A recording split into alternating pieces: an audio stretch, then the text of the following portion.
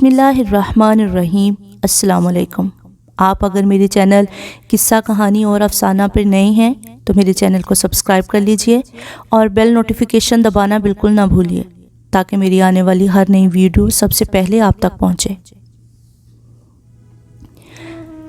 آج اس کی زندگی کا سب سے بڑا دن تھا۔ آج اسے اس کا من پسند شخص ہم سفر کی شکل میں ملنے والا تھا، وہ جسے اس نے ہمیشہ سے چاہا تھا۔ وہ سرخ جوڑے میں سجی کھڑکی کے باہر مسکراتے ہوئے دوستوں اور رشتہ داروں کا ہجوم دیکھ رہی تھی۔ اکبر ولا خوبصورت کمکموں کی زد میں تھا، ہر ایک کی آنکھیں اس شاندار تیاری پر رشک کر رہی تھیں۔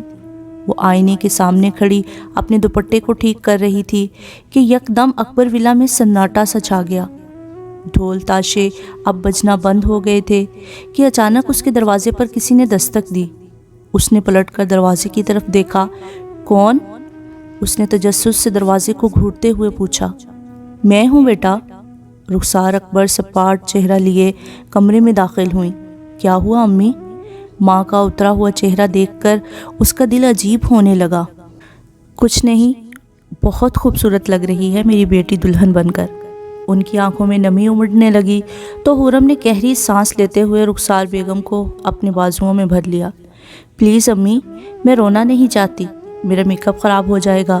خرم اپنی آنکھوں میں ابھرتی نمی کو روکتے ہوئے مصنوعی مسکراہٹ ہونٹوں پر سجاتے ہوئے بولی، مگر نہ جانے کیوں اس کا دل بے حد گھبرا رہا تھا۔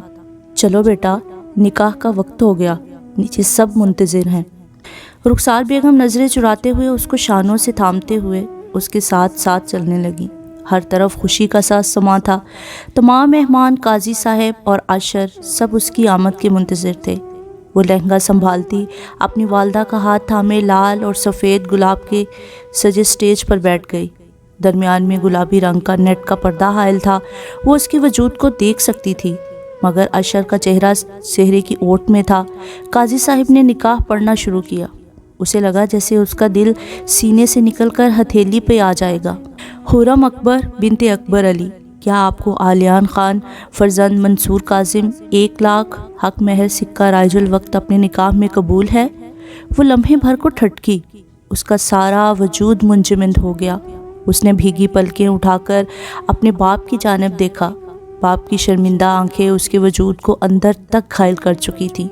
وہ کچھ لمحے ساکت پردے کے اس پار بیٹھے شخص کو گھورتی رہی۔ یہ میرے سپنوں کی تعبیر نہیں تھی۔ سامنے بیٹھا شخص تو میری دعاؤں میں دور دور تک شامل نہ تھا۔ پھر کیوں؟ رخسار بیگم نے آگے بڑھ کر خرم کے کندھے کو آہستگی سے دبایا۔ خرم کی خاموشی محفل میں بیٹھے ہر شخص کو شک میں مبتلا کر رہی تھی۔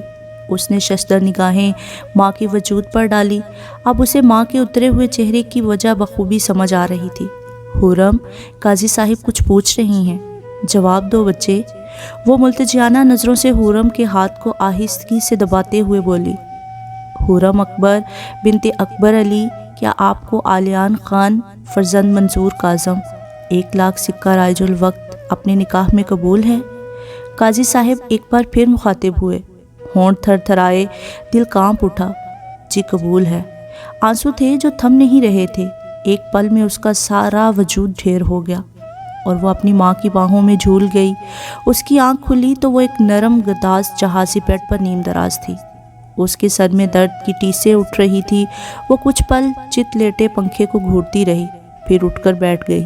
شناسائی کے باوجود اسے یہاں کی ہر شے اجنبی محسوس ہو رہی تھی کہ اچانک واش روم سے عالیان ٹاول سے چہرہ صاف کرتے ہوئے نمودار ہوا۔ اس شخص کو دیکھ کر خرم کے تن بدن میں آگ سی لگ گئی۔ آپ کی طبیعت ٹھیک نہیں تھی، اس لیے میں نے جگانا مناسب نہیں سمجھا، اور ویسے بھی کافی رات ہو گئی تھی تو وہ کچھ پل کے لیے رکا۔ وہ اس کی نظروں کا ارتکاز سمجھتے ہوئے خاموشی سے بیڈ کی پائنتی پہ آ کر بیٹھ گیا۔ میں سمجھ سکتا ہوں کہ اس وقت آپ کے دل میں اس شادی کو لے کر بہت سے سوال اٹھ رہے ہیں، مگر میں مجبور ہو گیا تھا۔ اپنے اور آپ کے خاندان کی عزت کو بچانے کے لیے یہ قدم اٹھانا لازمی تھا۔ ابھی الفاظ اس کے منہ میں ہی تھے کہ خرم درشتگی سے اس کی بات کو درمیان میں کاٹتے ہوئے بولی، میں اس شادی کو ہرگز قبول نہیں کروں گی۔ مجھے بس اتنا بتا دو کہ عشر کہاں ہے؟ وہ سراپا سوال بن گئی۔ خرم، وہ یہ شادی نہیں کرنا چاہتا تھا، اس لیے وہ آج صبح اسلام آباد چلا گیا۔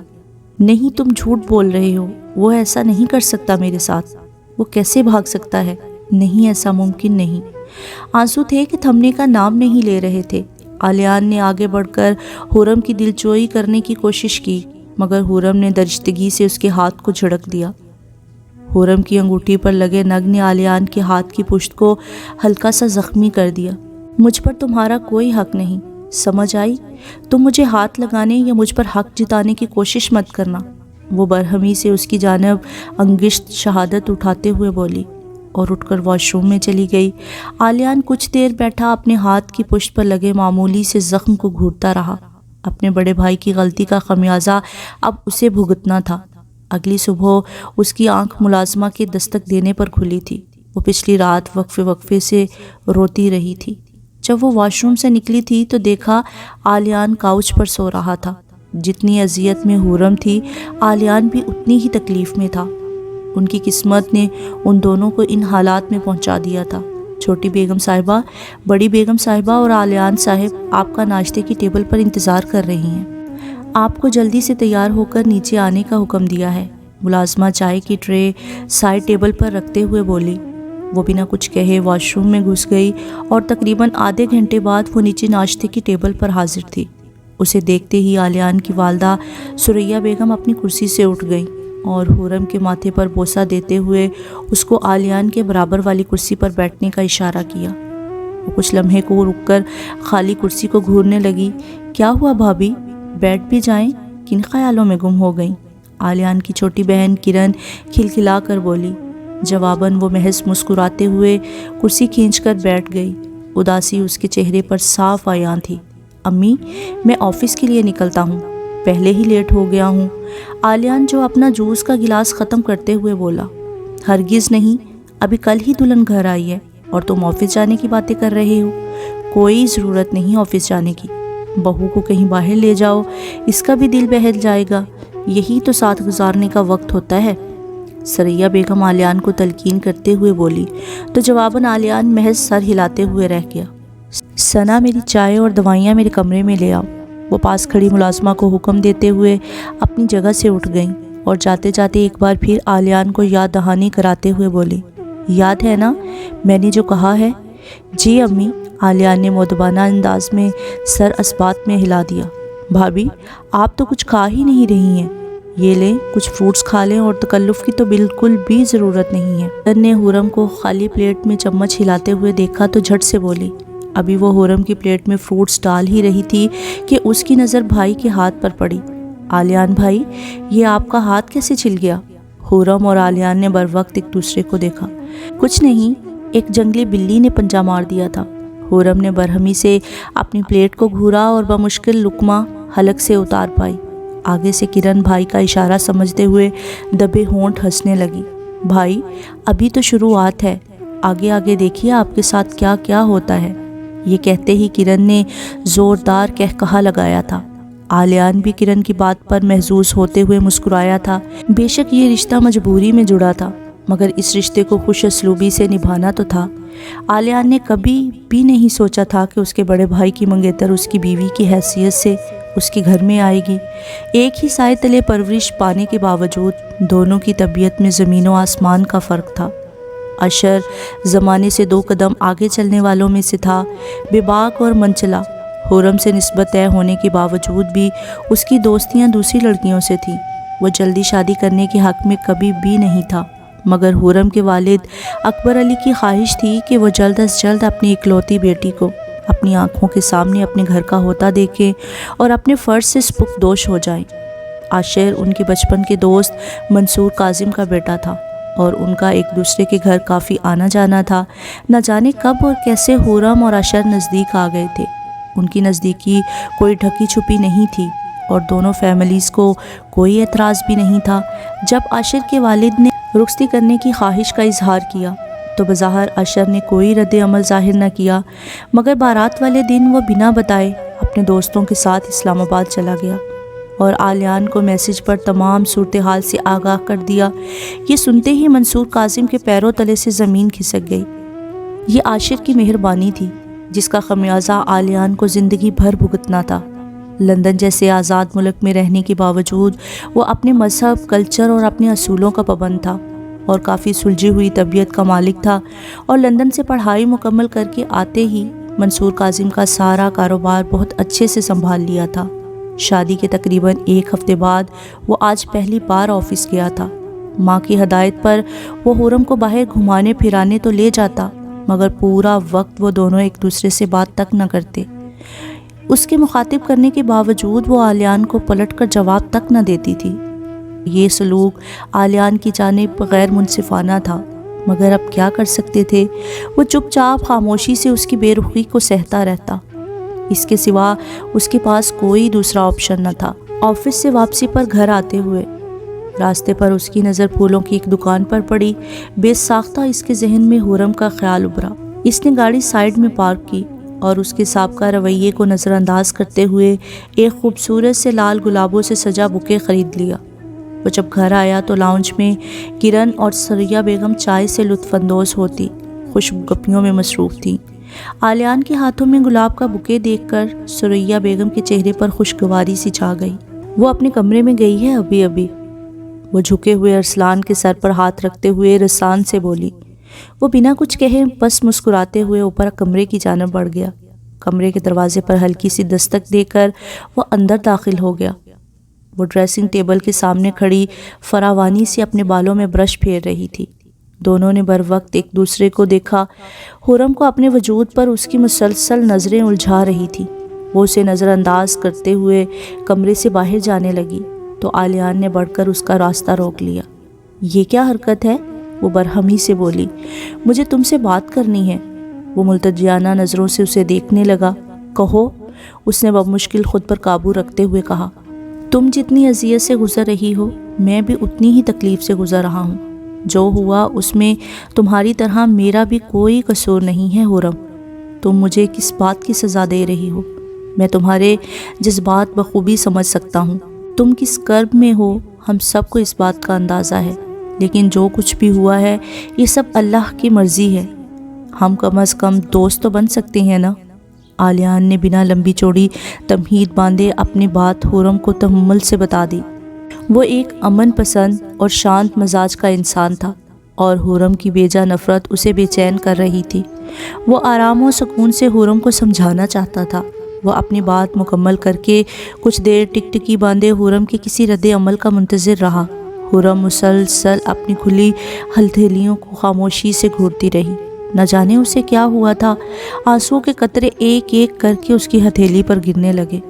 وہ دھندلی آنکھوں سے کھلی ہتھیلیوں میں اپنا نصیب ڈھونڈ رہی تھی۔ بچپن سے جس چیز پر اس نے انگلی رکھی تھی اکبر علی نے اس کے قدموں میں لا کر ڈھیر کر دی تھی، مگر آج خود کو اپنے نصیب کے آگے وہ مجبور، بے بس اور لاچار محسوس کر رہی تھی۔ عالیہ نے نرمی سے اس کے رخسار پر ٹھہرا آنسو اپنی انگلی کے پور سے صاف کر دیا اور دوسرے ہاتھ میں پکڑا لال گلابوں سے سجا بوکے اس کی جانب بڑھایا۔ حورم کو لال گلاب بے حد پسند تھے، مگر اشر کو پھولوں سے سخت چڑ تھی۔ مجھے پھول بہت پسند ہیں، اس لیے راستے میں نظر پڑی تو تمہارے لیے لے آیا، امید ہے تمہیں اچھے لگیں گے۔ حورم نے نظر اٹھا کر پھولوں کے اس شاندار بوکے کو دیکھا اور پھر آلیان کو۔ جو کچھ بھی ہوا اس میں واقعی آلیان کا کوئی قصور نہ تھا۔ اس نے آہستگی سے بوکے کو تھام لیا۔ اسے حورم کے اس رویے کی امید نہیں تھی۔ اسے لگا کہ وہ اس رات کی طرح پھر اس کا اپنی جانب بڑھتا ہوا ہاتھ جھڑک دے گی یا پھولوں کا بوکے سیدھا اس کے منہ پر مارے گی۔ شکر آپ نے گلدستہ میرے منہ پر نہیں مارا، وہ اسے چھیڑتے ہوئے مسکرانے لگا۔ جواباً حورم کے چہرے پر بھی ہلکی سی مسکان ابھری۔ ارے واہ میڈم، آپ مسکراتی بھی ہیں؟ وہ مزید اسے چھیڑتے ہوئے اپنی جگہ سے اٹھا اور ٹائی ڈھیلی کرتے ہوئے واش روم میں داخل ہو گیا۔ حورم کچھ لمحے ہاتھ میں پکڑے گلدستے کو دیکھتی رہی۔ ان تازہ گلابوں کی خوشبو اسے کچھ حد تک مسحور کر گئی تھی۔ آلیان نے تعلیم کی وجہ سے اپنا بیشتر وقت ملک سے باہر ہی کاٹا ہے، جس وجہ سے ان کا سامنا بھی بے حد کم ہوا ہے، بمشکل کسی تقریب میں یا فیملی گیٹ ٹوگیدرز میں، جس وجہ سے حورم اور آلیان کو کبھی ایک دوسرے سے زیادہ بات چیت کرنے یا جاننے کا موقع ہی نہیں ملا۔ مگر اب ایک طویل عمر تھی ایک دوسرے کو جاننے کے لیے۔ اب وہ اکثر ایک دوسرے سے بات کیا کرتے تھے۔ آلیان کے گھر والوں کا رویہ اس کے ساتھ کافی خوشگوار تھا۔ وہ آہستہ آہستہ ان کے ساتھ ایڈجسٹ ہونے لگی اور اپنے ماضی کو بھلانے کی کوشش کرنے لگی۔ شام کے وقت منصور کاظم، ثریا بیگم، کرن اور عالیان باہر لان میں بیٹھے خوش گپیوں اور خشک میوہ جات سے لطف اندوز ہوتے کرن کی شادی کے حوالے سے منصوبہ بندی کر رہے تھے جو آنے والے موسم سرما کو طے پائی تھی۔ خرم چائے کی ٹرے کے ساتھ لان میں داخل ہوئی اور ٹیبل پر چائے کے لوازمات کو سجانے لگی۔ بیٹا، تمہیں یہ سارے کام کرنے کی بالکل بھی ضرورت نہیں، ملازم کس مرض کی دعا ہے۔ ثریا بیگم نے اسے چائے کی ٹرے لاتے ہوئے دیکھا تو شفقت سے مصنوعی ناراضگی ظاہر کرتے ہوئے بولی، کوئی بات نہیں امی، مجھے آپ سب کے کام کرنا اچھا لگتا ہے۔ خرم کی اس بات پر عالیان کے چہرے پر بشاشت چھا گئی۔ اس نے والہانہ انداز میں خرم کی جانب دیکھا۔ خرم اس کی نظروں کا ارتکاز سمجھتے ہوئے اپنا رخ دوسری جانب موڑ گئی، مگر چہرے پر ہلکی سی مسکراہٹ نمودار ہوئی تھی۔ اچھا عالیان، مسٹر کامران اور ان کی مسز کی جانب سے ڈنر کا انویٹیشن آیا ہے۔ ہمارے نئے پروجیکٹ میں ان کی بڑی انویسٹمنٹ ہے۔ میں اور تمہاری والدہ کل کرن کے سسرال چکر لگانے کا سوچ رہی ہیں۔ کرن کے ساس حسن نے بلوایا ہے۔ تم ایسا کرو، تم اور خرم ہماری طرف سے چلے جاؤ، اسی بہانے تمہاری ملاقات بھی ہو جائے گی مسٹر کامران سے، اور میری جانب سے معذرت بھی کر لینا، منصور صاحب رسان سے کہتے ہوئے دوبارہ ثریا بیگم کی طرف متوجہ ہوئے۔ جواباً عالیان نے مؤدبانہ انداز میں سر کو جنبش دی اور خرم کی جانب دیکھا۔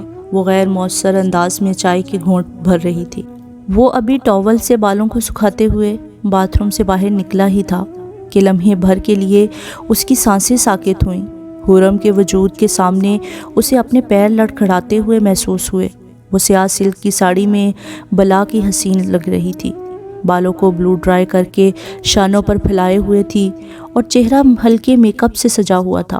کانوں میں ڈائمنڈ کے نازک سے ٹاپس اور گلے میں وائٹ گولڈ چین پہنی ہوئی تھی۔ خرم نے عالیان کو محویت سے اپنی جانب تکتے ہوئے پایا تو وہ بھی تذبذب کی کیفیت میں کچھ دیر یوں ہی کھڑی رہی، پھر اس کی نظروں کی تاب نہ لاتے ہوئے جھنجھلا کر بولی، کیا ہوا؟ ایسے بت بنے کیوں کھڑے ہو؟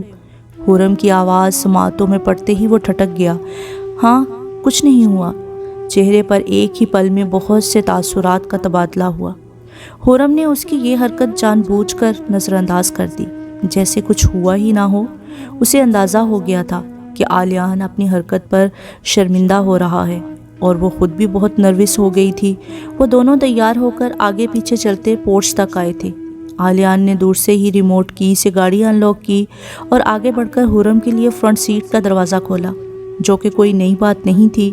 پہلی بار جب ثریا بیگم کے کہنے پر وہ باہر گئے تھے اور عالیان نے خرم کے لیے فرنٹ سیٹ کا دروازہ کھولا تھا تو جواباً خرم نے عالیان کو قہر برسانے والی نظروں سے دیکھا تھا۔ اس کے باوجود اس طرح کے چھوٹے چھوٹے عمل خرم کے لیے کرتا رہتا تھا، جیسے کہ ڈائننگ ٹیبل پر بیٹھنے سے پہلے خرم کے لیے کرسی کھینچنا، یا پھر اپنی پلیٹ میں کھانا نکالنے سے پہلے خرم کی جانب چاولوں کی ٹرے بڑھا دینا۔ پہلے تو خرم کو اس کے یہ تمام عمل ڈھونگ اور ناٹک لگتے تھے، مگر وقت کے ساتھ ساتھ اس نے یہ بات نوٹس کی کہ عالیان کے والد منصور کاظم بھی اپنی بیوی ثریا بیگم کے لیے یہی ساری چیزیں کرتی ہیں۔ کبھی کبھی تو وہ محبت میں ثریا بیگم کو نوالے تک بنا کر کھلاتے تھے۔ عاشر اور وہ جب بھی کسی ریسٹورنٹ میں گئے یا باہر سیر و تفریح کے لیے گئے تو عاشر نے کبھی خرم کے لیے ایسا کچھ نہ کیا۔ حالانکہ عالیان کی بنسبت عاشر نے اپنا بھرپور وقت پاکستان میں اپنے گھر والوں کے ساتھ گزارا تھا، مگر بھائی ہونے کے باوجود وہ دونوں کی تربیت میں زمین اور آسمان کا فرق تھا۔ اب خرم کو بھی عالیان کی یہ عادتیں بھانے لگی تھی۔ عالیان کی نظروں میں اس کی چاہت اور عزت اسے آہستہ آہستہ اپنا گرویدہ کر رہی تھی۔ کسی نے ٹھیک ہی کہا تھا کہ محبت کے بغیر گزارا ممکن ہے، مگر عزت کے بغیر سانس زہر بن کر دھڑکنوں میں اترتی ہے۔ یہ گھر کسی عالی شان محل سے کم نہیں تھا۔ شہر سے دور ایک پرسکون حصے میں اعلیٰ طرز پر تعمیر شدہ یہ گھر اپنی ایک شان رکھتا تھا۔ بیرونی دروازے کو پار کر کے گاڑی پورچ میں آ کے رکی۔ ملازم نے آگے بڑھ کر گاڑی کا دروازہ کھولا۔ سیدھے ہاتھ پر ایک خوبصورت سا لان تھا۔ پھول پتوں کی چمک بتا رہی تھی کہ اس گھر میں رہنے والے افراد گارڈننگ کا شوق رکھتے ہیں۔ ملازم مؤدبانہ انداز میں ان کو مین دروازے سے گزارتا ہوا گھر کے اندر لایا۔ اور آگے بڑھ کر شیشے کا خوبصورت سا سلائڈ ڈور دھکیلتا ہوا ڈرائنگ روم میں داخل ہوا۔ بڑے بڑے جہازی سائز کے سفید رنگ کے صوفے اور اس پر گولڈن رنگ کے کشن سجے ہوئے تھے۔ درمیان میں شیشے کی ٹیبل تھی۔ مین وال پر مسٹر کامران کی ایک شاندار وال سائز کی تصویر لگی ہوئی تھی، جس میں وہ کافی رعبدار اور جاذب نظر شخصیت معلوم ہو رہے تھے۔ دوسری دیوار پر بہت سے نامور پینٹرز کی مشہور پینٹنگز لگی ہوئی تھیں۔ ملازم ان دونوں کو ڈرائنگ روم میں بٹھا کر اندر اطلاع کرنے چلا گیا۔ تقریباً 5 منٹ بعد Mr and Mrs Kamran drawing room میں تشریف لائے تھے۔ مسٹر کامران نے گرم جوشی سے آلیان سے مصافحہ کیا۔ ابو سے جتنا سنا تھا آپ کی شخصیت اس سے بڑھ کر ہے۔ آلیان نے ستائش بھرے لہجے میں ان کی تعریف کی۔ وہ ان کی پرسنالٹی سے کافی متاثر ہوا تھا۔ مسٹر کامران خاندانی ذمہ دار تھے اور مشہور بزنس مین بھی۔ انہیں اپنے آباء و اجداد سے بڑا لگاؤ تھا اور اپنی زمینوں اور لوگوں سے بھی پیار تھا، اس لیے انہوں نے شہر کے شور شرابے سے دور شہر کے باہر اپنا بڑا سا گھر بنایا تھا۔ آلیان کی تعریف پر جواباً کامران صاحب نے مسکراتے ہوئے اس کے شانوں کو تھپ تھپایا۔ وہ سب خوش گپیوں میں مصروف تھے جب ملازم ڈرائنگ روم میں داخل ہوا۔ سر، کھانا ٹیبل پر سرو کر دیا ہے۔ وہ مؤدبانہ انداز میں ہاتھ باندھے کھڑا ہو گیا۔ چلے پھر باقی کی باتیں ڈنر ٹیبل پر ہوں گی۔ یہ کہتے ہوئے مسٹر کامران اپنی جگہ سے اٹھ کھڑے ہوئے۔ باقی سب ان کی تقلید میں اپنی جگہ سے اٹھ گئے۔ ٹھیک 5 منٹ بعد سب ڈائننگ ٹیبل پر موجود تھے۔ آلیان نے آگے بڑھ کر حورم کے لیے کرسی کھینچی، جس پر وہ اپنی ساڑی کا پلو سنبھالتے ہوئے براجمان ہوئی۔ آلیان کو محبت میں اپنی بیگم کے لیے کرسی کھینچتے ہوئے دیکھ کر مسز کامران نے مسٹر کامران سے گلہ کیا۔ آپ کو سیکھنا چاہیے آلیان سے۔ حورم، یو آر ویری لکی کہ تمہیں آلیان جیسا شوہر ملا ہے، ورنہ آج کل کے شوہروں کو تو بار بار احساس دلانا پڑتا ہے۔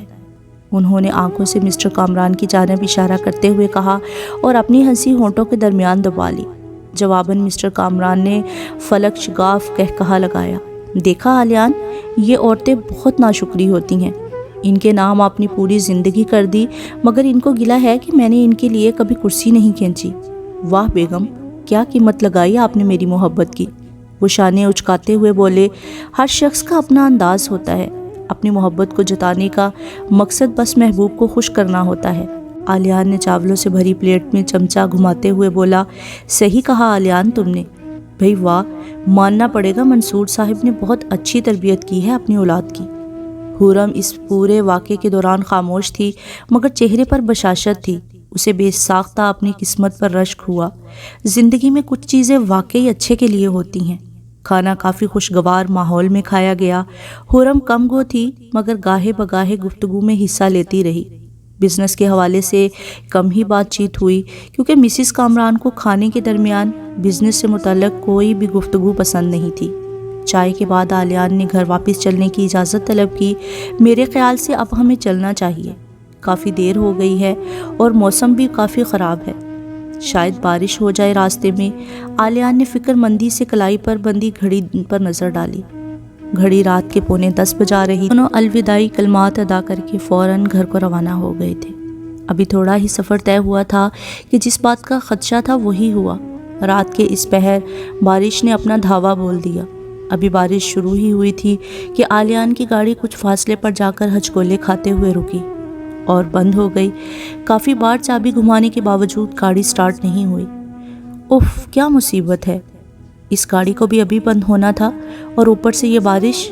آلیان نے جھنجھلاتے ہوئے اسٹیئرنگ پر ہاتھ مارا اور جیب سے فون نکال کر نمبر ڈائل کرنے لگا، مگر یہ کیا، بارش کی وجہ سے سگنلز بھی ڈراپ ہو گئے تھے۔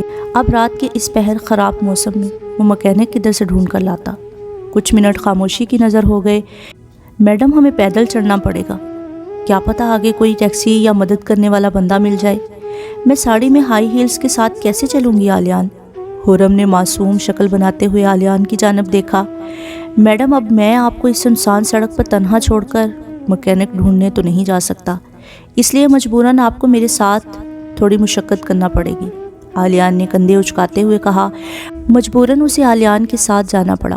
وہ صحیح کہہ رہا تھا، اس وقت اس سنسان سڑک پر اس طرح تنہا گاڑی میں بیٹھنا مناسب نہیں تھا۔ بارش بتدریج تیز ہو رہی تھی۔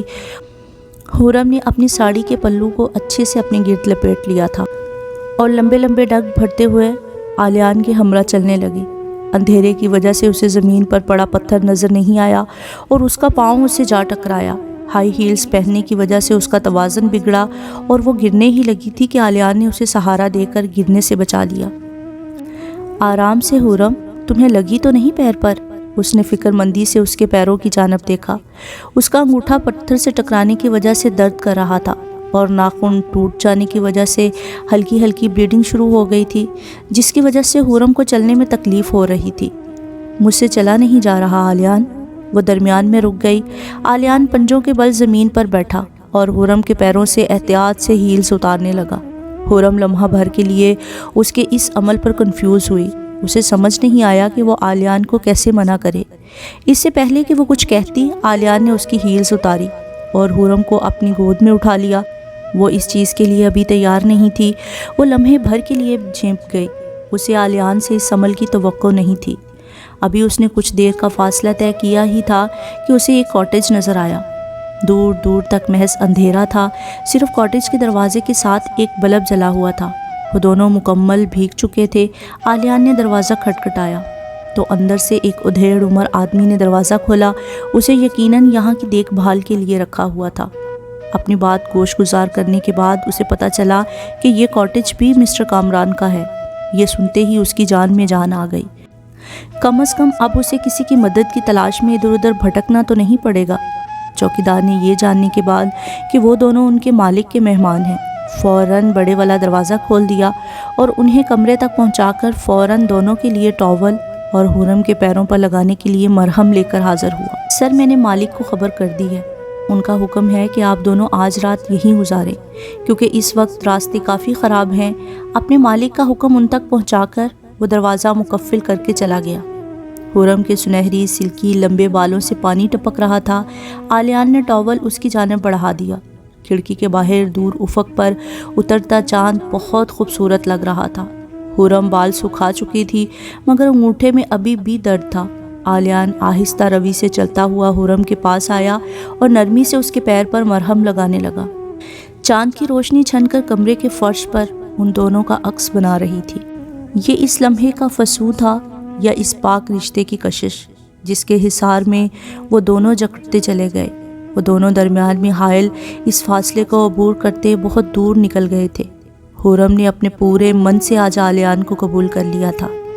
رات کاٹیج میں گزارنے کے بعد اگلی صبح وہ دونوں واپس گھر کو روانہ ہو گئے۔ تمام راستے ان دونوں کے درمیان کچھ خاص بات نہیں ہوئی۔ تمام سفر خاموشی سے گزرا، مگر اب اس خاموشی میں بھی ایک الگ ہی بات تھی۔ کبھی کبھی خاموشی سب کچھ کہہ جاتی ہے۔ جو کام آپ کے الفاظ نہیں کر پاتے وہ آپ کی خاموشی کر دیتی ہے۔ بظاہر حورم خاموش تھی مگر آلیان اس کی آنکھوں میں اس کا دل کا حال دیکھ سکتا تھا۔ وہ جس وقت گھر پہنچے سب ناشتے سے فارغ ہو چکے تھے۔ اتوار کا دن تھا، اس لیے سب ٹی وی لاؤنج میں جمع تھے۔ وہ دونوں لاؤنج میں داخل ہوئے اور مسکراتے ہوئے سلام کیا۔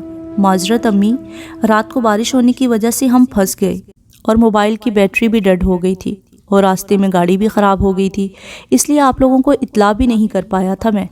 اس نے بنا کسی تمہید باندھے پچھلی رات کا قصہ گوش گزار کیا۔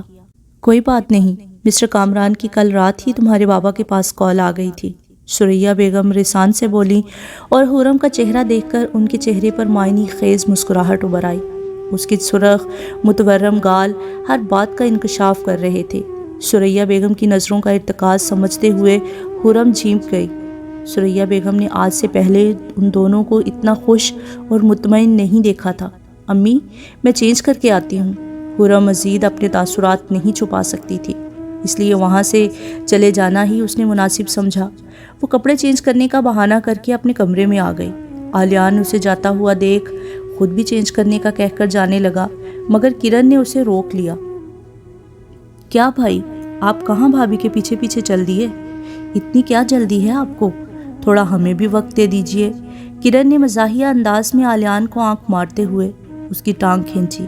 بیٹا، زیادہ ہوشیاری مت دکھاؤ، ابھی شادی ہونے والی ہے نا تمہاری، پھر پوچھوں گا تم سے۔ آلیان نے محبت سے کرن کے کان کھینچے۔ چلو پریشان مت کرو بھائی کو، رات بھر کا تھکا ہوا ہے، پاس بیٹھی سریا بیگم نے محبت سے کرن کو ٹوکتے ہوئے کہا۔ وہ اپنے بیٹے کے چہرے پر سکون اور تازگی دیکھ کر بہت خوش تھیں۔ کہ آخر کار آلیان نے ان کا مان رکھا اور ان کا سر جھکنے نہیں دیا۔ وہ جب کمرے میں داخل ہوا تب تک حرم فریش ہو چکی تھی اور ڈریسنگ ٹیبل کے سامنے کھڑی اپنے لمبے اور چمکدار بالوں کو بڑے انہماک سے سکھا رہی تھی۔ آلیان نے آگے بڑھ کر حرم کو اپنے بازوؤں میں بھر لیا۔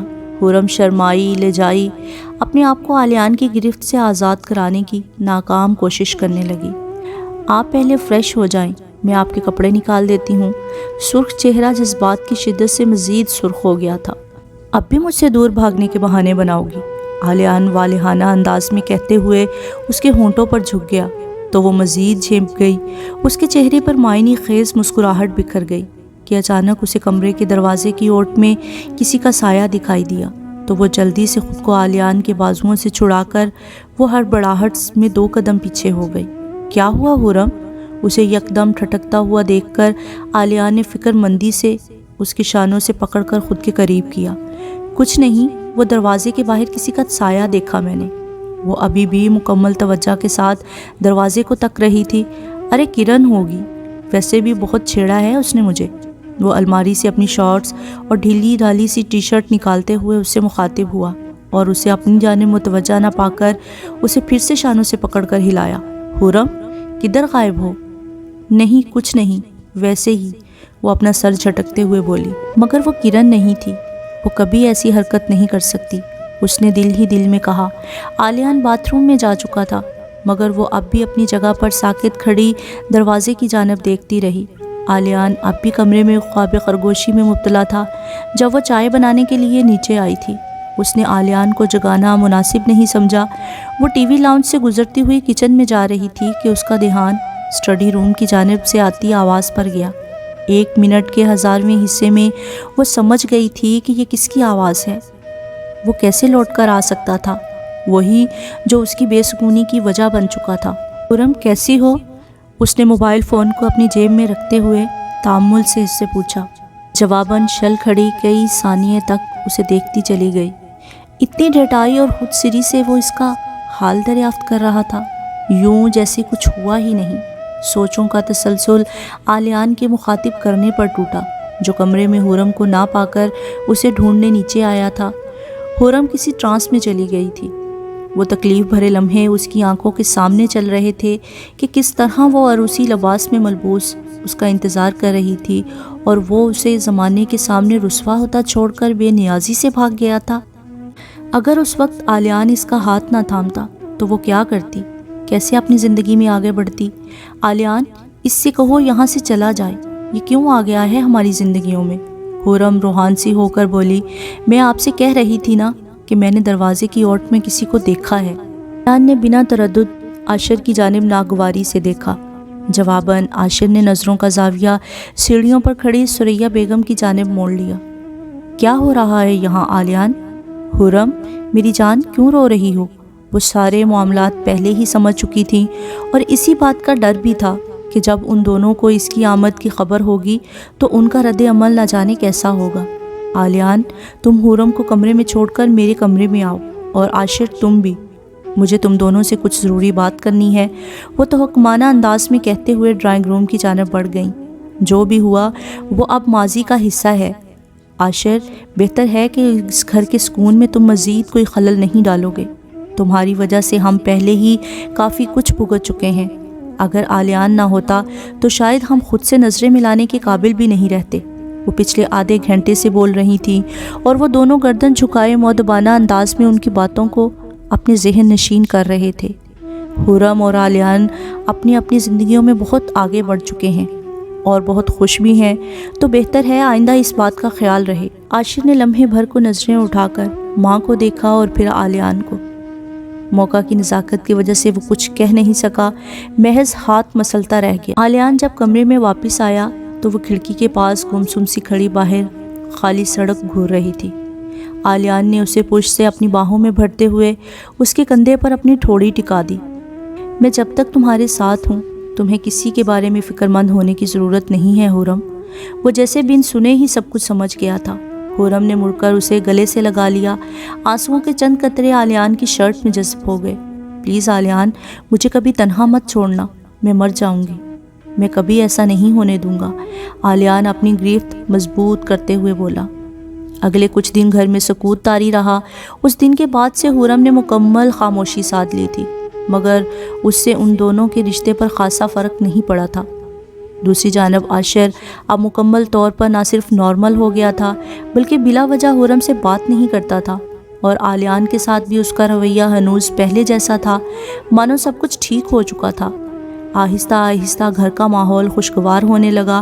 منصور کاظم اور ثریا بیگم بھی پرسکون ہو گئے تھے کہ اب عاشر ان کو مزید کسی آزمائش سے دوچار نہیں کرے گا، بلکہ وہ عاشر کے اس بدلے ہوئے رویے پر کافی حیران بھی ہوئے تھے۔ شاید اسے اس بات کا احساس اور علم ہو گیا تھا کہ اس کی اس حرکت کی وجہ سے اس کے ماں باپ کس کرب سے گزرے تھے۔ آلیان اور منصور کاظم کی آج بہت ضروری میٹنگ تھی، اس لیے آلیان نے صبح حورم کو اپنے دیر سے آنے کے بارے میں پہلے ہی آگاہ کر دیا تھا۔ دوپہر کا وقت تھا اور ثریا بیگم سر میں درد ہونے کی وجہ سے ناشتے کے بعد اپنے کمرے سے باہر نہیں نکلی تھی، اور کرن اپنی سہیلی کی طرف گئی ہوئی تھی۔ پرسوں کرن کے سسرال والے کھانے پر آنے والے تھے، اس لیے گھر کی بیشتر ذمہ داریاں ثریا بیگم نے حورم کو سونپ دی تھی۔ ویسے بھی اس عمر میں وہ کب تک گھر کی ذمہ داریوں کو سنبھالتی، اس لیے گھر کو حورم کے سپرد کر کے وہ اپنی ذمہ داریوں سے بری ہو گئی تھی۔ حورم کسی کام سے ڈرائنگ روم میں آئی تھی جب وہ عاشر کو وہاں دیکھ کر ٹھٹکی تھی۔ سینٹر ٹیبل پر چائے کے لوازمات دیکھ کر وہ واپس پلٹنے ہی لگی تھی کہ عاشر نے اسے مخاطب کیا، حورم مجھے اس طرح اگنور کر کے مزید شرمندہ مت کرو، اب ہم ایک فیملی ہیں۔ وہ ملتجیانہ نظروں سے اسے دیکھتے ہوئے بولا، نہیں ایسی کوئی بات نہیں ہے۔ اس نے بادل نخواستہ اپنے جذبات پر قابو پاتے ہوئے کہا، چلو اچھا ہے، تم نے میرے لیے اپنا دل تو صاف کر لیا۔ وہ پاس رکھے سنگل صوفے پر براجمان ہو گیا۔ ویسے میرا ایک دوست آنے والا تھا، اس لیے یہ کام کیا تھا، مگر اسے کچھ کام آ گیا، اس لیے نہیں آ سکتا۔ وہ کپ میں چینک سے چائے انڈیلتے ہوئے بولا۔ جواباً وہ خاموش رہی۔ اب اکیلے چائے پینے کا کیا مزہ، کم از کم مجھے چائے پر تو کمپنی دے سکتی ہو نا۔ وہ دوسرے کپ میں چائے ڈال چکا تھا۔ نہیں مجھے کام ہے، وہ تذبذب سے کہنے لگی، پلیز حورم بس ایک کپ، میں سمجھوں گا کہ تم نے مجھے دل سے معاف کر دیا۔ وہ چائے کا کپ اس کی جانب بڑھاتے ہوئے التجائی لہجے میں بولا۔ اس کے چہرے پر ایک معنی خیز مسکراہٹ تھی۔ اس نے خاموشی سے چائے کا کپ پکڑ لیا اور بڑے بڑے گھونٹ بھرنے لگی۔ وہ بس جلدی سے چائے ختم کر کے یہاں سے جانا چاہتی تھی۔ عاشر اس سے کسی نہ کسی موضوع پر بات کرتا رہا تھا اور وہ جواباً زیادہ تر ہوں ہاں ہی میں جواب دیتی رہی تھی۔ وہ چائے کا کپ سینٹر ٹیبل پر رکھ کر اٹھنے لگی تھی کہ یکدم اس کا دماغ گھومنے لگا، ہوش اڑنے لگے اور یکدم وہ صوفے پر ڈھیر ہو گئی۔ عاشر صوفے پر بیٹھا اطمینان سے اسے خواب خرگوشی میں اترتا دیکھتا رہا۔ اس کے چہرے پر ایک مکروہ مسکراہٹ تھی۔ وہ میٹنگ سے تھوڑا جلدی نکل آیا تھا۔ آفس سے واپسی پر راستے سے اس نے گلاب کے پھولوں کا گلدستہ بھی خرید لیا تھا۔ آج اس کی شادی کو 6 مہینے مکمل ہو چکے تھے۔ وہ جب گھر آیا تو گھر میں مکمل سناٹا تھا۔ وہ زینہ چڑھ کر کوریڈور میں داخل ہوا۔ وہ اپنے کمرے کی طرف بڑھ رہا تھا کہ چلتے چلتے اس کے قدم ٹھٹکے۔ عاشر کے کمرے کے سامنے سے گزرتے ہوئے اس کی نظر جم سی گئی۔ اس کے کمرے کا دروازہ بالکل کھلا ہوا تھا اور اس کے کمرے کے اندر کے منظر نے اس کے اوپر بجلیاں گرا دی تھی۔ وہ اپنے کمرے کی جانب بڑھتے بڑھتے لمحے بھر کو وہیں رک گیا۔ حورم عاشر کے بستر پر دراز تھی اور اس کا دوپٹہ بستر کی پائنتی پر لاپرواہی سے پڑا ہوا تھا، اور واش روم سے عاشر ٹاول سے اپنے بال سکھاتا ہوا باہر نکلا اور سامنے آلیان کو دروازے پر کھڑا دیکھ کر اپنی جگہ کھڑا رہ گیا۔ آلیان کا سانس لمحے بھر کو ساکن ہوا۔ وہ پھٹی پھٹی نظروں سے کبھی بستر پر لاپرواہی سے لیٹی حورم کو تو کبھی اپنے سامنے کھڑے اس شخص کو دیکھ رہا تھا جس نے اس کی عزت کا جنازہ نکالنے میں کوئی کسر نہیں چھوڑی تھی۔ اس سے پہلے کہ عاشر کوئی صفائی پیش کرتا، آلیان کا زوردار مکہ عاشر کے منہ پر پڑا۔ ہونٹوں کے کنارے تھر تھر آئے اور چند خون کے قطرے اس کی شرٹ میں جذب ہوئے۔ اسی دوران شور سے حورم کے ہوش بحال ہوئے۔ کچھ لمحے وہ اپنے ارد گرد کے ماحول کو سمجھنے سے قاصر رہی، پھر یکدم اپنے آپ کو کسی انجان کمرے میں پا کر بستر سے اٹھ کھڑی ہوئی۔ آلیان، آپ کب آئے؟ مجھے نہیں معلوم میں یہاں کیسے آئی، کون لایا مجھے؟ وہ آلیان کی جانب بڑھنے لگی تھی کہ آلیان نے اسے انگشت شہادت اٹھاتے ہوئے اپنے نزدیک آنے سے روکا۔ گھر میں جیسے کوہرام مچ چکا تھا۔ شور سن کر ثریا بیگم اور باقی گھر والے بھی عاشر کے کمرے میں آ گئے اور وہاں کا منظر دیکھ کر دنگ رہ گئے۔ آخر یہ کس قسم کا ہنگامہ کھڑا کر دیا ہے تم دونوں نے؟ ثریا بیگم عالیان اور عاشر کو اس طرح الجھتا ہوا دیکھتے ہوئے چڑچڑاہٹ اور فکر مندی کے ملے جلے تاثرات سے بولی، امی مجھ سے نہیں اپنے لاڈلے بیٹے سے اور اپنی بہو سے پوچھے کیا کرتے رہی ہیں یہ دونوں میری غیر موجودگی میں۔ عالیان اپنے شل ہوتے وجود کو سنبھالتے ہوئے بولا، نہیں عالیان، آپ جیسا سمجھ رہی ہیں ایسا کچھ نہیں ہے۔ خرم کے اعصاب جواب دینے لگے تھے۔ اسے عالیان کے اس لب و لہجے کی عادت نہیں تھی۔ اس کی آنکھوں کے سامنے اندھیرا سا چھا گیا۔ اسے نڈھال ہوتا دیکھ عالیان نے اسے بازوؤں سے پکڑ کر سہارا دیا۔ عالیان نے اسے بستر پر لٹا کر اپنی فیملی ڈاکٹر کو بلایا۔ اتنی دیر میں منصور کاظم بھی آفس سے آ چکے تھے۔ ثریا بیگم نے انہیں حالات سے پہلے ہی آگاہ کر دیا تھا۔ مبارک ہو عالیان صاحب، آپ کی وائف امید سے ہیں۔ یہ خوشی کی خبر عالیان کے سر پر کسی خودکش حملے کی طرح نازل ہوئی تھی۔ اگر یہ خبر کسی اور صورتحال میں ملتی تو اس کا رد عمل کچھ اور ہی ہوتا، مگر یہ خبر سن کر فی الحال اس کے اوسان خطا ہو گئے تھے۔ عالیان کی پراسرار خاموشی خرم کو اندر تک جلا رہی تھی۔ عالیان، آپ خاموش کیوں ہیں؟ پلیز میری بات کا اعتبار کریں۔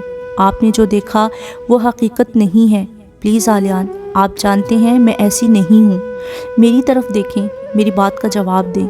وہ عالیان کی بے تاثر چہرے کو اپنی ہتھیلی کے پیالے میں لیتے ہوئے بے بسی سے بولتی گئی، پلیز عاشر، تم کیوں کچھ نہیں کہتے؟ وہ گڑ گڑاتے ہوئے اس کے سامنے کھڑی ہو گئی۔ بس خرم، تمہیں مزید کسی کے آگے گڑ گڑانے یا بھیک مانگنے کی ضرورت نہیں۔ عاشر اس صورتحال میں پہلی بار بولا، ہاں پلیز عالیان کو سچ بتاؤ۔ اس کی آنکھوں میں امید کی کرن جاگی۔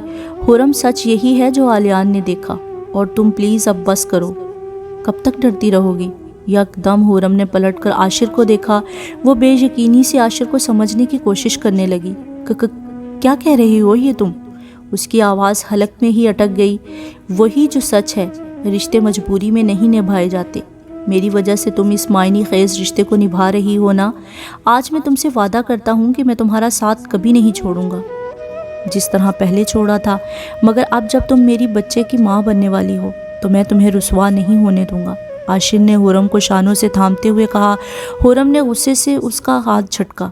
اپنی بکواس بند کرو عاشر، ورنہ زبان کھینچ لوں گی تمہاری۔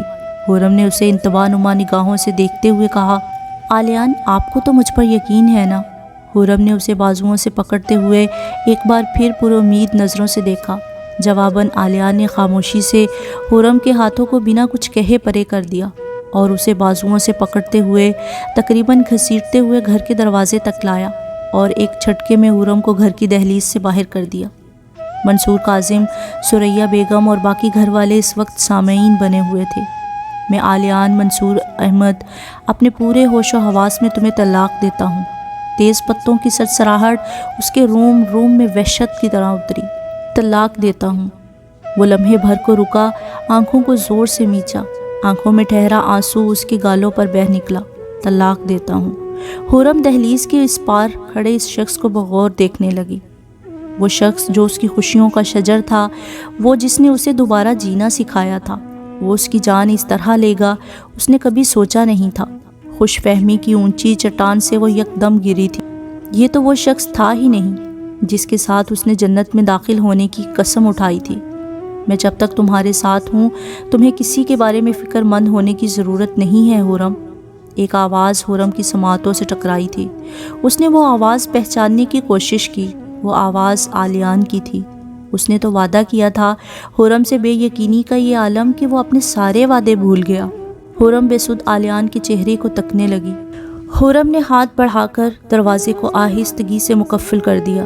اب دلیلیں اور منتوں کا کوئی فائدہ نہیں تھا۔ سب کچھ ایک لمحے میں خاک ہو گیا تھا۔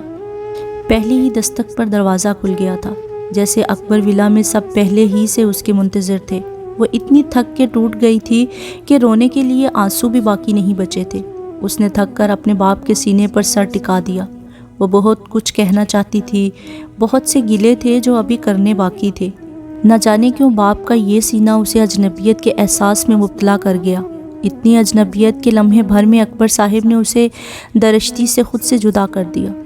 اس کی آنکھوں کی پتلیاں حیرت سے پھیل گئی۔ دور ہو جاؤ مجھ سے، ایسی گری ہوئی حرکت کرتے ہوئے تمہیں اپنے باپ کی عزت تک کا خیال نہ آیا؟ جو رشتے کبھی اس کا مان تھے، آج ایک ایک کر کے ان رشتوں نے اس کے یقین کی دھجیاں اڑا دی تھی۔ ابو، آپ بھی مجھے غلط سمجھ رہی ہیں۔ اس نے حیرانگی سے اپنے باپ کو اور ان کے پیچھے کھڑی اپنی بے بس ماں کو دیکھا، جو حورم کی نظروں کی تاب نہ لاتے ہوئے نگاہیں پھیر چکی تھیں۔ جس کے لیے تم نے ہماری عزت کا جنازہ نکالا، اسی کے پاس جاؤ اور آئندہ اپنی شکل مت دکھانا۔ تمہارے لیے ہم ہمیشہ کے لیے مر چکے ہیں۔ یہ کہتے ہی اکبر ولا کے دروازے حورم پر بند کر دیے گئے۔ اسے اپنی قسمت کے رچائے کھیل پر ہنسی آئی۔ انسان کبھی کبھی کتنا بے بس ہو جاتا ہے، قسمت کے سمندر میں ہچکولے کھاتے کھاتے بے اعتباری کی لہروں میں غرقاب ہو جاتا ہے۔ رات کے سائے بڑھنے لگے تھے۔ وہ خالی الذہنی کی حالت میں سنسان سڑک پر قدم بڑھاتی نہ جانے کس منزل کی تلاش میں تھی۔ نہ سر پر آسمان تھا، نہ پیروں تلے زمین باقی رہی تھی۔ دوپٹہ لاپرواہی سے اس کے کندھے پر جھول رہا تھا۔ یکدم سامنے سے آتی گاڑی کی روشنی اس کے چہرے پر پڑی۔ اس کی آنکھیں چدھیا گئیں۔ کوئی فرنٹ ڈور کھول کر گاڑی سے نیچے اترا تھا۔ اس نے آنکھیں کھول کر روشنی کے دوسرے سمت کھڑے اس شخص کو دیکھنے کی کوشش کی، مگر ناکام رہی۔ اس کے سر میں یکدم ٹیسیں اٹھنے لگی۔ اس پر کب بے ہوشی طاری ہوئی اسے خود بھی پتہ نہ چلا۔ اس شخص نے آگے بڑھ کر سہارا دیا۔ اس کی آنکھیں دھندلا چکی تھیں۔ اب وہ شخص اسے سہارا دیتے ہوئے گاڑی کی بیک سیٹ پر لیٹا رہا تھا۔ اس کا لمس اجنبی ہو کر بھی شناسا سا لگا تھا۔ اس کی جان اتنے صدموں کے بوجھ سے ہلکان ہو گئی تھی۔ رات کا تیسرا پہر تھا جب اسے اپنے بے جان وجود پر کسی کا لمس محسوس ہوا۔ اس نے ٹھٹک کر آلیان کا نام لیا اور لمحے بھر کے لیے منجمد ہو گئی۔ اس شخص کی مکروہ مسکراہٹ نے اس کے اندر ہیجان پیدا کر دیا۔ تو تم؟ اس نے بمشکل کہا۔ ہاں میں نے کہا تھا نا، میں تمہیں پچھلی بار کی طرح نہیں چھوڑوں گا۔ اس نے حورم کی لٹوں کو اپنی انگلیوں میں لپیٹتے ہوئے کمینگی سے کہا۔ میں نے کیا بگاڑا تھا تمہارا عاشر؟ کس بات کا بدلہ لے رہے ہو تم مجھ سے؟ اس نے درشتی سے چیختے ہوئے عاشر کا ہاتھ جھٹک دیا۔ ایک زناٹے دار چانٹا اس کے چہرے پر رسید کیا۔ اپنی بکواس بند کرو، سمجھی؟ حورم کے گال لال ٹماٹر جیسے سرخ ہو گئے۔ تمہیں کیا لگا تھا میرے ہی بھائی کے ساتھ میرے ہی گھر میں آرام و سکون سے زندگی گزارو گی اور میں خاموشی سے دیکھتا رہوں گا؟ ہرگز نہیں، وہ لگ بھگ تھاٹتے ہوئے بولا۔ بچپن سے آج تک آلیان مجھے ہر جگہ مات دیتا آیا ہے، مگر یہاں میں اسے خود سے جیتنے نہیں دے سکتا تھا۔ تم اگر کسی اور سے شادی کر لیتی تو شاید مجھے اتنا فرق نہ پڑتا، مگر تمہیں شادی کرنے کے لیے میرا ہی بھائی ملا تھا، وہ بھائی جس سے میں اتنی نفرت کرتا ہوں۔ اس نے ڈریسنگ ٹیبل پر رکھا سامان غصے سے زمین پر پھینکا۔ حورم نے اس کا یہ روپ پہلے کبھی نہیں دیکھا تھا۔ وہ سہمتے ہوئے 2 قدم پیچھے ہٹی۔ مگر آلیان تمہارا بھائی ہے۔ اس کا پورا وجود کپ کپی لیے ہوئے تھا۔ سوتیلا بھائی ہے وہ میرا، سوتیلا۔ عاشر لفظ سوتیلے پر زور دیتے ہوئے نفرت سے بولا۔ وہ اپنے ہوش و حواس کھو بیٹھا تھا۔ اس کے انکشاف پر حورم دھری کی دھری رہ گئی۔ اس کا سارا وجود جم گیا۔ ثریا بیگم سے منصور کاظم کی دوسری شادی تھی۔ اپنی پہلی بیوی کے انتقال کے بعد انہوں نے دوسری شادی کر لی تھی۔ عاشر اپنی ماں سے بے حد قریب تھا اور ان کی جگہ کسی اور کو دینے کا وہ تصور بھی نہیں کر سکتا تھا۔ اس کے اس مزاج کی سب سے بڑی وجہ اپنے باپ کی دوسری شادی اور اس کی جانب سے برتا جانے والا لاپرواہی سے بھرا رویہ تھا، جس نے عاشر کو اتنا خودسر بنا دیا تھا۔ وہ ہمیشہ سے اپنے باپ کی توجہ کا منتظر رہتا، مگر منصور کاظم کو اپنے بزنس کے سوا کچھ اور سوچتا ہی نہ تھا، جس کی وجہ سے وہ آہستہ آہستہ لاپرواہ اور بدتمیز ہو گیا تھا۔ منصور کاظم آئے دن عاشر کی بیجا غلطیوں اور اس کے رویے پر اس سے ناراض رہتے اور آلیان جیسا فرمانبردار اور بااعتماد بننے کی تلقین کرتے، جس نے آہستہ آہستہ آلیان کی جانب سے ان کے دل میں نفرت پیدا کر دی۔ چھوٹی عمر میں عاشر کے دل میں پنپتی یہ نفرت کبھی کسی نے محسوس نہیں کی۔ آلیان ہر لحاظ سے اس سے بہتر تھا، پڑھائی لکھائی اور دیگر سرگرمیوں میں بھی اس سے آگے۔ بس یہی وجہ تھی کہ وہ اپنے ہی بھائی کے لیے حسد اور بغض جیسے جذبات رکھنے لگا۔ اس نے ہمیشہ مجھ سے ہر چیز چھینی ہے حورم، وہ ہمیشہ مجھ سے جیتا ہے، مگر دیکھو آج میں نے اسے کس طرح ہرا دیا، اور اس کا سارا کریڈٹ جاتا ہے تمہیں۔ تم نے ڈرائنگ روم میں خود سے آ کر میرا کام آسان کر دیا، ورنہ مجھے بلا وجہ محنت کرنی پڑتی۔ میں نے پہلے ہی کپ میں نیند کی دوا ملا دی تھی۔ میں تمہارے پاس کسی بہانے آنے ہی والا تھا کہ قسمت تمہیں خود مجھ تک لے آئی۔ شاید تقدیر بھی یہی چاہتی تھی۔ اس پر وہ ہنسنے لگا۔ اس کی یہ ہنسی حورم کے اندر وحشت پیدا کر رہی تھی۔ نہیں عاشر، تم غلط ہو، تم آج بھی اس سے ہار گئے۔ عاشر نے چونک کر اس کی طرف دیکھا۔ میرے دل میں اب عالیان کی محبت تمہارا یہ سچ سننے کے بعد اور بھی بڑھ گئی ہے۔ عاشر چونکا۔ میں ہمیشہ سوچتی تھی کہ بھائی ہونے کے باوجود تم دونوں میں اتنا فرق کیسے ہے؟ مجھے آج سمجھ آیا کہ ایسا کیوں ہے۔ وہ تفاخر سے بولی، اس لیے کہ اس کی رگوں میں ایک اچھی عورت کا خون ہے، اس کی تربیت بہترین ہاتھوں میں ہوئی ہے۔ خرم کے چہرے پر طنزیہ مسکراہٹ ابھری۔ عاشر کی بھویں تن گئی۔ تم آج بھی ہار گئے عاشر، اور وہ جیت گیا۔ وہ آج بھی تم سے جیت گیا۔ خرم کی آواز کمرے میں ہیجان پیدا کر رہی تھی۔ اس نے چنگھاڑتے ہوئے خرم کو بالوں سے پکڑ کر زمین پر پٹکا۔ وہ نڈھال زمین پر پڑی دوبارہ اٹھنے کی کوشش کر رہی تھی کہ عاشر نے اسے ایک شدید ٹھوکر ماری۔ اس کی چیخ حلق میں ہی رہ گئی تھی۔ وہ اس طرح زمین پر شل پڑی تھی کہ عاشر نے پوری شدت سے دوبارہ اس کے جسم کے اس حصے پر ٹھوکر ماری جہاں ابھی ایک زندگی نے چند ہی سانسیں لی تھی۔ خرم کو اپنے تن سے کوئی اعضاء جدا ہوتا محسوس ہوا، جیسے یکدم جسم کا کوئی حصہ کٹ کر زمین پر ڈھیر ہوا ہو۔ اگلے ہی پل وہ خون سے شرابور ہو گئی۔ میری بیٹی ہوگی تو اس کا نام جنت رکھوں گا، میرے لیے وہ میری جنت ہوگی۔ ایک آواز خلا سے آ کر خرم کی شل سماعتوں سے ٹکرائی تھی۔ اچھا، اور اگر بیٹا ہوا تو؟ ایک اور کہا اس کی بھیگی آنکھوں کے سامنے گونجا تھا۔ بیٹا ہوا تو اس کا نام مصطفیٰ ہوگا۔ ایک آخری آواز جو اس کی سماعتوں سے ٹکرائی تھی کسی خلا سے آتی ہوئی محسوس ہوئی تھی۔ خرم کو اپنی آنکھوں میں خوابوں کے ٹوٹنے کی چبھن محسوس ہوئی جو دھند کی مانند اس کے ذہن پر چھا گئی۔ خرم پر بے ہوشی طاری ہو چکی تھی۔ وہ 2 ٹکے کا لڑکا مجھے نہیں ہرا سکتا، میں ایسا نہیں ہونے دوں گا۔ وہ اب بھی عجیب انداز میں بڑبڑا رہا تھا۔ وہ خرم کو ادمری حالت میں چھوڑ کر گیسٹ ہاؤس لاک کر کے چلا گیا تھا۔ خرم کتنی ہی دیر اسی طرح بے ہوشی کی حالت میں زمین پر اوندھی پڑی رہی تھی، اور جب اسے ہوش آیا تو خرم وہ نہیں رہی تھی جو پہلے تھی۔ ایک طوفان نے منٹوں میں اس کی زندگی کو اجاڑ کر راکھ کر دیا تھا۔ وہ کب لاشعوری سے شعوری کی کیفیت میں داخل ہوئی اسے بالکل اندازہ نہیں تھا۔ بھاری پردے حائل ہونے کی وجہ سے وہ وقت کا بالکل اندازہ نہیں کر پا رہی تھی، اور اب دن اور رات اس کے لیے یکساں تھے۔ دنیا کی ہر شے اس پل اس کے لیے بے معنی ہو گئی تھی۔ وہ بمشکل خود کو گھسیٹتے ہوئے باتھ روم تک لائی تھی۔ دیوار کا سہارا لیتے ہوئے وہ واش بیسن تک آئی اور آئینے میں خود کو بغور دیکھتے ہوئے یکدم زور زور سے ہنسنے لگی۔ نہ جانے کتنی دیر تک اس نے اسی کیفیت میں گزار دیے۔ اس نے ٹھنڈے پانی کے چھینٹے اپنے سرخ چہرے پر مارے، اور وہ کہاں تھی کدھر تھی اسے کچھ معلوم نہیں تھا۔ یہ گیسٹ ہاؤس گھر کے بالکل پیچھے تھا۔ درمیان میں لکڑی کی 7 فٹ لمبی دیوار تھی جو گھر اور گیسٹ ہاؤس کے درمیان حائل تھی۔ گیسٹ ہاؤس تک رسائی کے 2 ہی راستے تھے۔ لکڑی کا دروازہ پیچھے لان کی طرف کھلتا تھا اور گیسٹ ہاؤس کا مین دروازہ گھر روڈ پر تھا۔ اس جانب گھر والوں کا کم ہی آنا جانا ہوتا تھا۔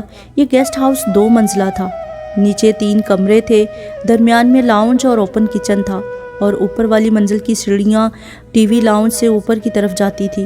اوپر بس 2 کمرے اور بڑا سا ٹیرس تھا جہاں سے گھر کا آدھا لان اور سٹور روم کی چھت بآسانی نظر آتی تھی۔ سال میں جب کبھی لندن سے ان کے رشتہ دار چھٹیاں گزارنے کراچی آتے تو تبھی یہ گیسٹ ہاؤس کھلتا، ورنہ اس جانب نوکروں کا آنا جانا بھی کم ہی تھا۔ وہ نہ جانے کتنے روز اسی گیسٹ ہاؤس میں بند تھی۔ اس کے میلے کچیلے کپڑوں پر خون کے دھبے ابھی بھی نمایاں تھے۔ ہونٹوں کے گرد پپڑی سی جم گئی تھی۔ مسلسل اضطراب کی حالت میں جاگتے جاگتے اس کی آنکھوں کے نیچے ہلکے ہو گئے۔ وہ وجود جو عالیان کی محبت پا کر جل ترنگ ہو گیا تھا، آج ہر احساس ہر جذبے سے خالی تھا۔ ذہن میں بس ایک شخص تھا، اور وہ شخص جس نے اس کی ہنستی کھیلتی زندگی میں آگ لگا دی تھی، اس کے خوابوں کو پایا تکمیل تک پہنچنے سے پہلے ہی توڑ دیا تھا، اس کے جینے کی آخری امید بھی چھین لی تھی۔ اس کی آنکھوں میں محض خون باقی تھا، اپنے رشتوں کا خون، اپنے احساسات کا خون، اپنی محبت کا خون، اور اس نے آنکھیں زور سے میچ لی۔ اس کی آنکھوں کی پتلیوں پر وہ دردناک لمحات پھر سے ابھرنے لگے۔ اس نے جھٹکے سے آنکھیں کھولی، گردن ترچھی کر کے اس نے سائڈ ٹیبل پر رکھے کھانے کی ٹرے کو گھورا۔ تکلیف کی شدت سے وہ محض چند لقمے حلق سے اتار پائی۔ اسے خود کو زندہ رکھنا تھا۔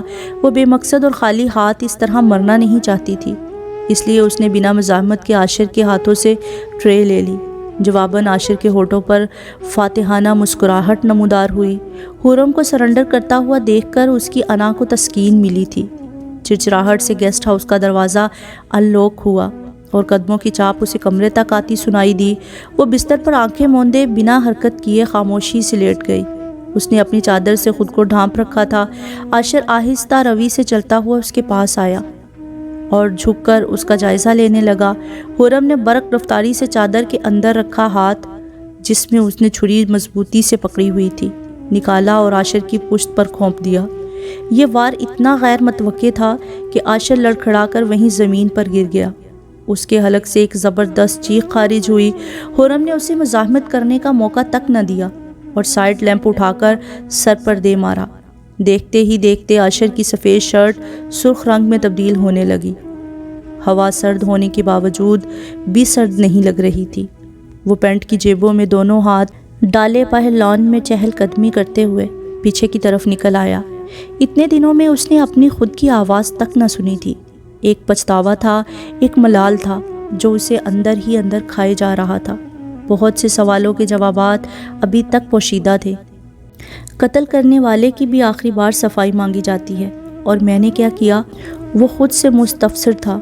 اس نے خود ہی طیش میں آ کر اپنی تمام کشتیوں کو آگ لگا دی تھی۔ وہ ایسا کبھی نہیں تھا۔ اسے اپنی حماقت پر بے حد افسوس ہوا۔ وہ بے خیالی میں ہرے سبزے پر چلتے چلتے اس لکڑی کی دیوار تک آ رکا۔ اتنے دن وہ خاموش رہا، گویا کسی سے کچھ کہنے یا سننے کی اب کوئی گنجائش باقی نہیں تھی۔ عاشر کا یہ لاپرواہی سے بھرا رویہ اسے بہت کچھ سمجھا گیا۔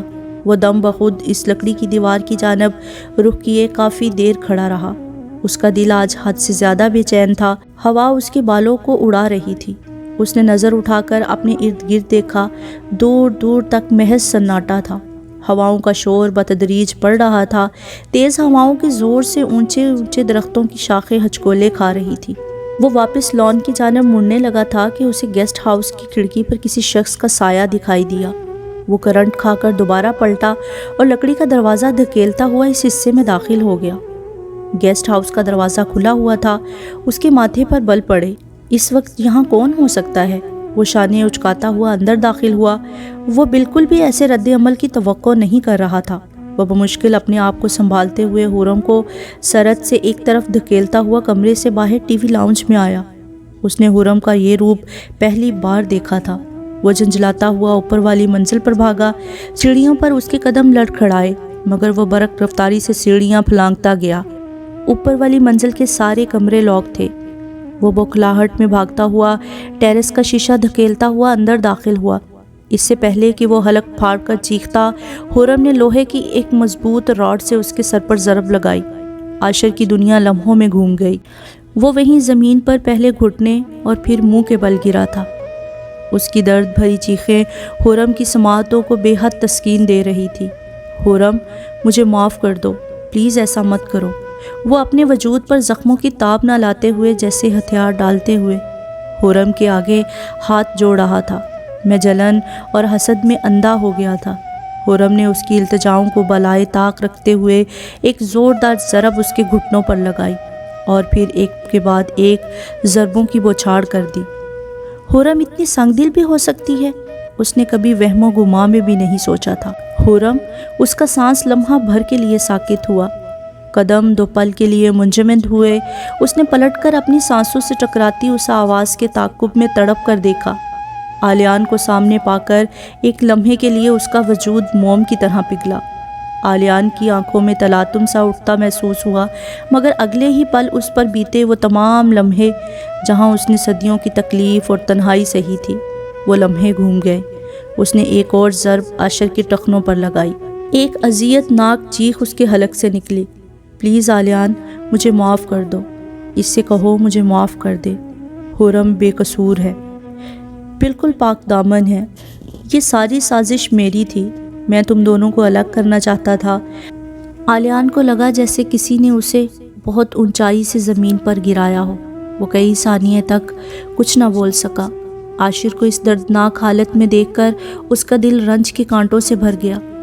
خرم، میں تمہارا گنہگار ہوں، تم میری جان لے لو مگر میرے بھائی کو چھوڑ دو۔ आलियान भराई हुई आवाज़ में बमुश्किल बोला। खुर्रम को इस तरह देखकर उसकी धड़कन में एक आग बपा थी। नहीं आलियान, इस शख्स ने मेरे आशियाने को आग लगाई है। मैं इस शख्स को माफ़ नहीं कर सकती। मुझे तुमसे कोई गिला नहीं है आलियान, मगर हाँ एक इल्तिजा है। मोहब्बत करो तो एतबार भी करो, वरना बिना एतबार के मोहब्बत बिल्कुल कच्ची डोर जैसी सर पे लटकती तलवार की तरह झूलती है। हर पल धड़का सा लगा रहता है कि कब कहाँ वो तलवार सर पर आ गिरेगी। और वही हुआ। तुम दोनों भाइयों का तो कुछ नहीं गया। इस तलवार की जद में मेरी मोहब्बत, मेरे जज्बे और मेरा बच्चा आ गया। उसने तड़प कर अपने वजूद में दफन अपने मुर्दा बच्चे की कब्र पर हाथ रखा। उसकी आंखों के प्याले आंसुओं से भरने लगे। आलियान नढाल सा चंद कदम लड़खड़ाता हुआ पीछे हुआ। ये सुनने के बाद इस लम्हे इसकी भी मौत वाक़ई हो गई थी। ये तो महज सांस लेने वाला इंसान था जो खाली आंखों से हुर्रम के वजूद पर गुजरे हुए उन अज़ियत भरे लम्हात को सोच रहा था जो उस बेचारी पर गुजरे। वहाँ खामोशी सी छा गई। हवाओं की सरसराहट अभी भी अरूज पर थी। आशिर ने उन दोनों को आपस में मसरूफ़ देखकर आहिस्तगी से उठकर भागने की कोशिश की कि इसी वक्त हुर्रम आशिर के इस अमल पर दोबारा अपने पुराने रूप में आ गई। इस शख्स ने उसकी ज़िंदगी तबाह की थी। वो इसकी ज़िंदगी में आग लगा देना चाहती थी। एक ही पल में उसने आलियान की मौजूदगी को फरामोश कर दिया था। उसने रॉड दोबारा हवा में घुमाया, मगर आशिर ने अपनी मुज़ाहमत में हुर्रम को पीछे की जानिब ज़ोर से धक्का दिया। धक्का इतना शदीद था कि हुर्रम का तवाज़ुन बिगड़ा। इससे पहले कि आलियान आगे बढ़कर हुर्रम को थामता, उसका वजूद तेज़ हवाओं की जद में झूल गया। हुर्रम की मखरूती उंगलियां आलियान के लम्स से मस हुईं। एक पल में बसात पलट गई। टेरेस की दीवार इतनी छोटी थी कि हुर्रम का दिफा न कर सकी। तेज़ तर हवाओं में हुर्रम को अपना वजूद हल्का होता महसूस हुआ, ऐसे जैसे तमाम तर बोझ खुदा ने उसके नाजुक कंधों से उतार कर उसे हर इल्ज़ाम से बरी जुमा कर दिया हो। एक धमाके के साथ उसका वजूद ज़मीन में दफन हुआ था। वो आखिरी लम्हा आलियान के लिए क़यामत था। उसने अपनी ज़ात के हिस्से को अपने सामने गरक होते देखा था। हुर्रम ने जानबूझकर उसका बढ़ता हुआ हाथ नहीं थामा था। मर तो वो पहले ही चुकी थी, आज रस्मन रूह कब्ज़ हुई थी। वो इस फ़ानी दुनिया से चली गई थी, मगर अपने पीछे एक सवाल छोड़ गई थी। मेरा गुनाह क्या था? एक हौलनाक सी चीख उसके असाब पर हावी हुई थी। ये वो सवाल था जिसका जवाब आलियान को ताउम्र ढूंढना था।